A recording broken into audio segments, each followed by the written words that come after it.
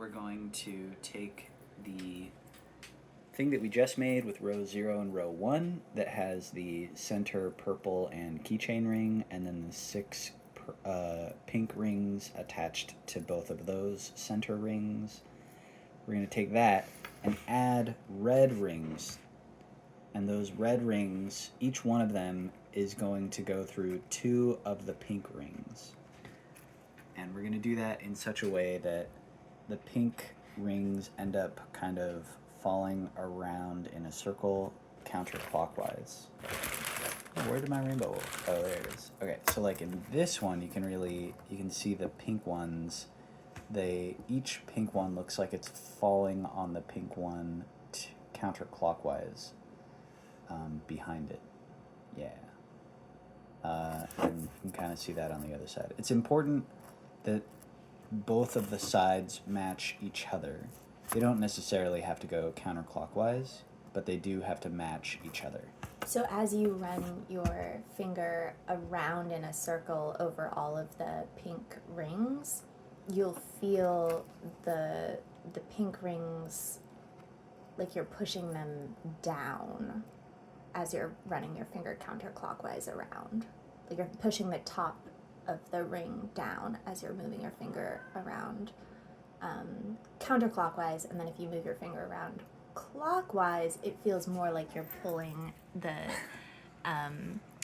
rings, like the edges of the rings up.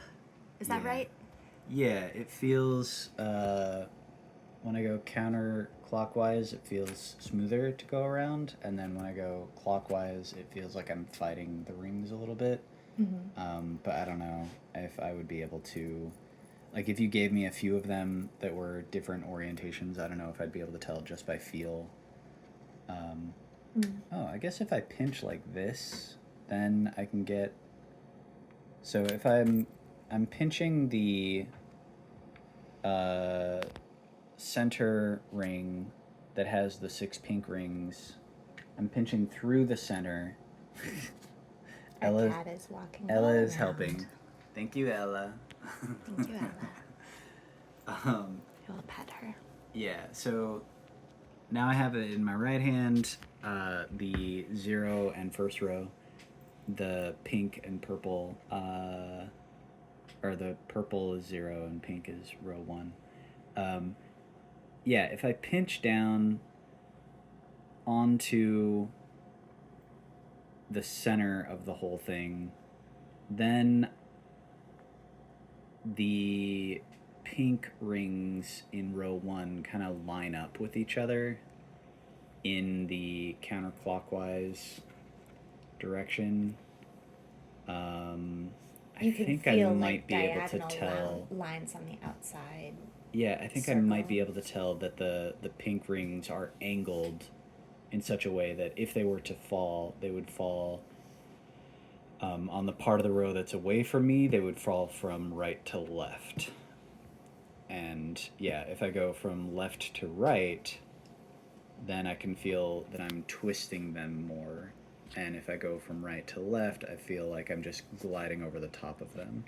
I might be able to tell without looking that much. Anyway, we're going to add the reds. There are 6 reds to add. Each one of the reds goes through 2 of the pinks. And I'll show you how that works. I'm gonna try Blindfold to keep my eyes on. closed. Yeah.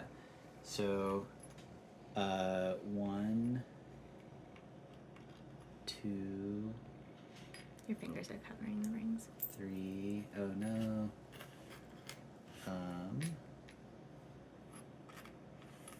4, 5, 6, and I put the pliers down on my lap so I can tell where they are because I can feel them. And then this is the thing that I want to build, I think. Mm-hmm. Where do I want to go? Nope. There it is. Okay. This feels smaller. So the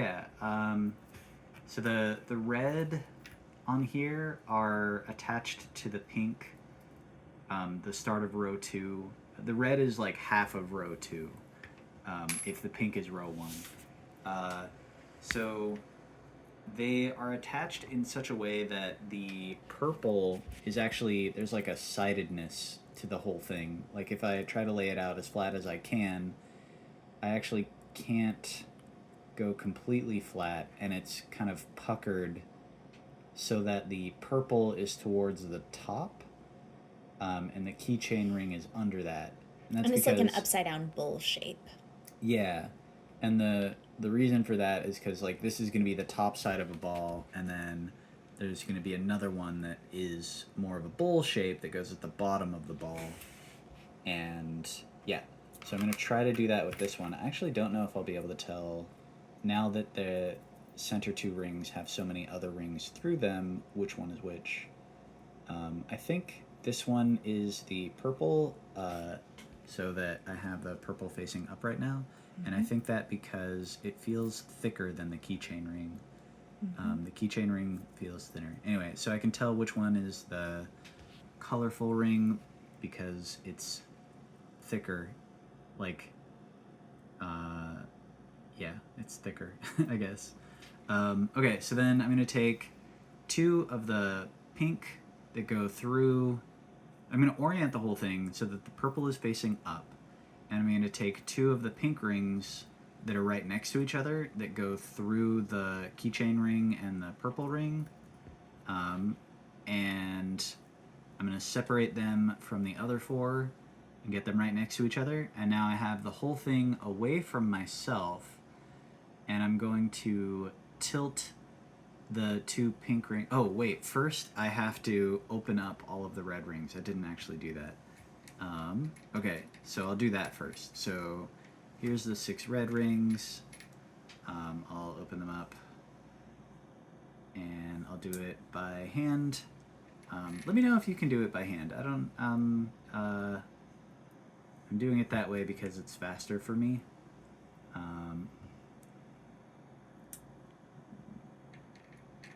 And each time I want to open it up enough so that I can take another ring and go through the gap that I made in the ring that I just opened, with the solid part of some other ring. So I'm not trying to get the 2 openings to match up or anything. And actually, let's see, how many did I do? 1, 2, 3, 4. I think I might be out. I did not count while I was doing that. This feels like one more. Okay. 5, 6. You can let me know. Did I do that right? Yeah, that's 6. 6? This is the 6th one. And I'm pretty sure that is good enough. Okay, so now that I've opened up a bunch of red ones, I'll go back to the row 0 and 1 that I'm building, and I separate 2 of the pink ones, and I have, let me make sure that I have the purple on top. Yeah, I have purple on top. Okay, so I have purple up, and the 2 pink rings that I've separated are facing away from me, and I tilt them in the direction that I was talking about before, where if I go from right to left over the top of them, it feels like I can just glide my finger across. And if I go the other way, it feels like I'm twisting the pink rings. And there's Ella. I felt Ella's tail. And then I'm going to take one of the red rings and go through... I guess it's important that I take the 2 pink rings, and they are currently perfectly overlapped with each other, and they are perpendicular to the purple and keychain ring, and the keychain ring is like flat with the ground. The purple and keychain ring are flat with the ground, and then the pink rings are like as if they were standing up, a coin on edge type of thing. They're up and down. And then I twist them. I guess the twisting doesn't super matter yet. When I put the first red ring on, I haven't really locked in which direction they are twisting. But it will become important on the next red ring that I put and which 2 pink rings I put it through. Oh, dang it, I didn't put these on my lap. The pliers, I put them on the table instead of on my lap. And now it's a little bit harder to tell where they are. Oh, I put that one on. Okay, so I put one of them on my lap. Okay. Okay, I think I feel how it's all together.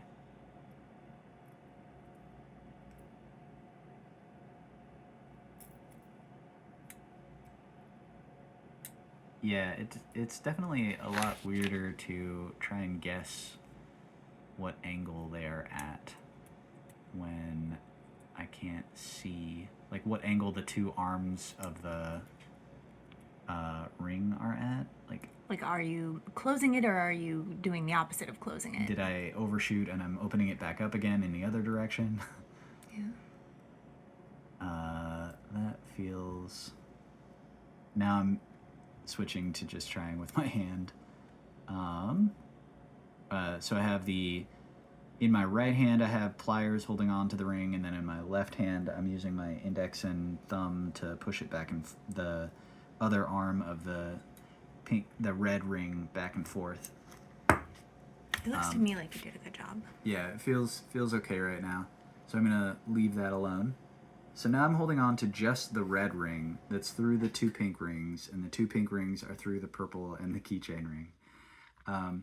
So the pink rings, now it does make a difference how I put the next red ring on. So the next red ring that I do is going to go through one of these pink rings and then another pink ring. So I'm going to make it go through the left pink ring, and I'm going to do that by... Danny's left. My left hand. Having it oriented the same way as before, where the keychain ring and the purple are flat as if they were lying on the ground, and then the pink are up and down, and then the red is also flat, matching the purple and keychain ring. And then the 2 pink rings, I'm going to tilt them so that they still overlap. They have to overlap a little bit because the red ring is through both of them. And then I'm going to bring with my left hand, I'm going to go down along the purple keychain ring until I feel the next pink ring that isn't connected. And it's like the closer to myself, and I'm going to bring it towards the other 2 rings that I have overlapping each other. The other 2 pink rings that I have overlapping each other with the red ring through them. And I'm going to make it so that the pink ring that has a red ring through it, that is on the left-hand side, my left-hand side, and then the new ring are right next to each other. The new pink ring are right next to each other and overlapping. Again, in the way where if I run my fingers along, I can feel the pink rings kind of fall in a row from right to left. And then if I go left to right, it's like I'm picking them up or something, as if they, I don't know. Does that feel, do you have anything to add? It's a lot of words. A lot of words. But yeah, that is what it is. So now I'm going to take a red ring and go through the new pink ring and the left of the 2 existing pink rings, or I'm going to try to. There's a place where those 2 overlap, so I'll put the red ring through both of those. And once I have the red ring through both of those, then I can close it up. And I guess in practice, I've been putting the pliers that are often in my right hand, I put them on the table just in front of me instead of on my lap. And yeah, that I could feel pretty well as I closed it. Cool. So that time it worked better because you held on to one side of the ring and put your finger on top to feel with the, like, in the same in the pad of hand my in your index finger. right hand? I have my right hand was Yeah. holding on to. So you hold with the pliers, and then the pad of your index finger is like feeling, and then you go and grab the other side and put it in, and then that pad of your index finger can feel. Yeah, if you've got it. I think I tried something like that before, and it didn't feel like it worked. But this time It seemed did. like you were trying to feel. The last time you did this, it seemed like you were trying to feel with your left hand, and that wasn't working as well. Oh, okay. But feeling with your right hand seems to have worked better. Okay. And so now I'm maintaining I've closed the red ring, and I'm maintaining my hold on the red ring that I just put in. And it feels like it's only going through 2 rings, so hopefully that's the 2 pink rings that I intended for it to go through. It is. And then I'll run my left hand down the purple to the group of pink rings that are still at the bottom, and I'll bring 1 pink ring around the left hand side towards the top, and then try to line it up with the 2 pink rings at the top, and mostly overlap with the left of the 2 pink rings that just got joined together. This whole thing where I'm putting a red ring through 2 of the pink rings, I call that joining. That seems like it. There's a similar concept in like the red ring crocheting. Is doing the work of joining the 2 pink rings together. Yeah, and so I just grabbed another red ring and I put it through the left 2 pink rings, and I let go of the old red, and now I'm bringing up the pliers and holding. Okay, so if I hold the pliers closed with the palm of my hand, and then I can use my index finger to feel both the right hand side of the red ring, the right arm of the red ring, and the left arm of the red ring. I can feel them both at the same time. I think that allows me to use the pliers. Feel a little more accurately when I'm closing them. When I use the other pliers in my left hand to torque the left and right arms of the red ring together. So now I'm just holding on to the red ring, and I have 2 pink rings together. I think I've done 3 red rings at this point. A little bit visually. Yeah. Okay. Great. I'm holding on to the red ring, and I have 2 pink rings together in that red ring. Mm-hmm. And I'm gonna hold on to the red ring with my right hand, bring my left hand down the left side, grab a pink ring from the bottom, and bring it up to the top. Oh, might have grabbed 2 pink rings there. Okay, there, bringing the pink ring up to the top next to the 2 pink rings that the red ring is going through, and now I have the left of those 2 pink rings. I just dropped the phone. You're good. Oh, I see. You did great. The left of those 2 pink rings and the new pink ring are going to be joined together. I just grabbed a red that is a new red that is open, able to go through those 2 pink rings. I think I got that right. Yeah. Okay, and now I'm going to close that red with pliers. Right hand, close the pliers. Feel the 2 arms closing under the pad of my index finger on my right hand. Yeah, it feels much better. Nice. And now I have 2 pink rings. So the hardest part about all of this is the very last one, which I think is next. You've got 2 more left. This is okay. 1, and then there's another one. Yeah. Maybe that's what you meant. Yeah, by next I mean After this one. after the one that I'm doing right now. So I have a red one going through two pink ones again, one that already had a red one going through it, and one that's a new pink one. But we're almost going to get to the other side of the circle and join it all together. Yeah, and that part is difficult. Oh, it feels like it's slipping out. Okay. So yeah, we joined two pink rings together, or you joined two pink rings together just now. And now you're going to take the very first pink ring that you joined Yeah. and join it to the very last pink ring that you joined. So up until now, the pink ring that I grab with my left hand and bring it up to match with the existing pink ring, or It's kind of hard to see the visually. two pink rings at the top. So has been like a loose pink ring, the pink ring that I bring up from the bottom. But now that pink ring has a red ring through it.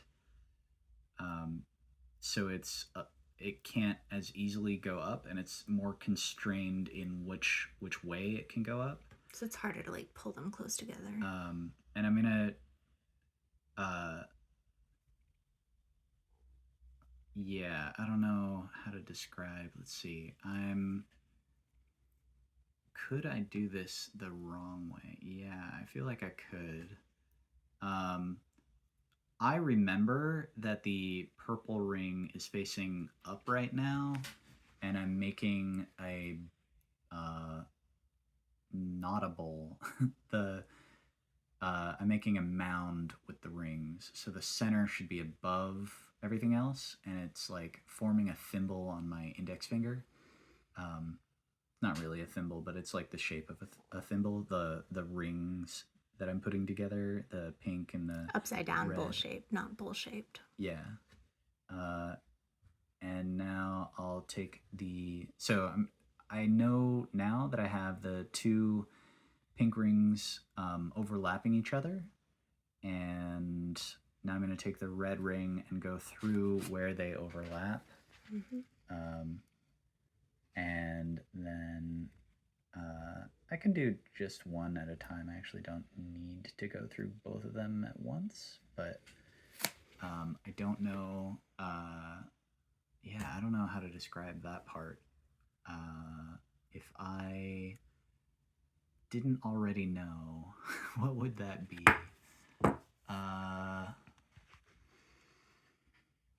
I think one thing. I guess you could let us know. Questions. Yeah, if that is something like good enough description. Yeah. And you have the finished version of this, so you know like what it's supposed to feel like when it's done correctly. And now I can close that up. I overshot.